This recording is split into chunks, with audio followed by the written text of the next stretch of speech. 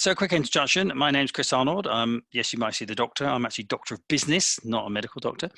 My speciality is probably in advertising, marketing, and branding, but especially in the area of ethical marketing. I wrote the book Ethical Marketing of the New Consumer.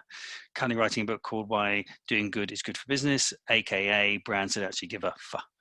So I'm doing that with a big university. I've also got another book called Flip, Unthink Everything You Know, which is all about thinking because I'm dyslexic and neurodiverse. And that's been delayed because of the pandemic. I've come up through the advertising industry. I was creative director and board director at Saatchi & Saatchi, and it's probably where I had my epiphany. I've always been keen on fairness and justice, and it's something I'm very proud that my daughter has adopted as well.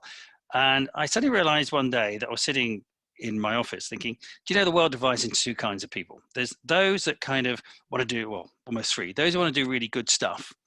There are those who just want to be snake oil salesmen. And so often I'm sitting with a client saying, but is this really true? And is that really, and they're going, who cares? Just sell it.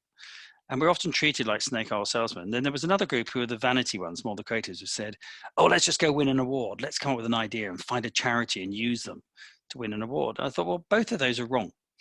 And where I didn't feel there was a lot of happening was in this area of how could you do good at the same time? How could you have companies doing good things that actually impresses consumers, that then drives business, and it comes like a circle? And so I left and started a company called Feel, which is one of the first creative ethical marketing agencies in the UK. And we did a lot of work with charities and a lot of good causes, and did a lot of stuff now, which some people think would be probably revolutionary to what we did then. And we became very cause related. We did a lot of stuff around communities, and that was great. And that went through a series of transitions. And about 11 years ago, we sort of started afresh with Creative Orchestra. And it was actually following a meeting I had with Martin Sorrell's group that I decided that WPP couldn't be less ethical as a partner in the world. So we decided we'd set up as a not-for-profit, because I realized that money corrupts. So we set up as the first not-for-profit agency in the world, which got a lot of publicity at the time. And about 2 years later, we had to change that due to legal reasons. And at the beginning, we said, let's have 50-50 employees, women and men. Hey, that's revolutionary. People are just starting to adopt that. We had a massive diversity, 22 different nationalities. We had 15 different kinds of creatives from different creative backgrounds. It really was an orchestra of creative minds. And we went out and started touting for business. And then within a couple of years, we got IKEA, we got AOL, we got King of Shays, lots of really nice clients. And that evolved along very nicely. And then during that journey, we've been helping brands do good stuff. So for example, we've worked with Diageo on their responsible drinking campaign across 14 different countries. That led to someone coming to us and saying, would you like to advise us on setting up a international chain of alcohol-free clubs, which we love, a lot of business consultancy as well mixed in there. So we've kind of enjoyed having lots of clients doing good things. We've got a project we did with IKEA, which is how to get consumers to stop wasting cardboard and recycle it, which has not happened yet, but we keep pursuing on it because we don't give up. We push ideas. And we've done some amazing work. We've helped charities like ActionAid force supermarkets to stop exploiting third world workers. So when they drop a price of a banana as 30p, they pass that down the supply chain. And through a very clever campaign we called Who Pays, we managed to force all 6 major supermarkets to change their policy. So I kind of having won lots of awards for things over the years, which I kind of think is, most creators have one.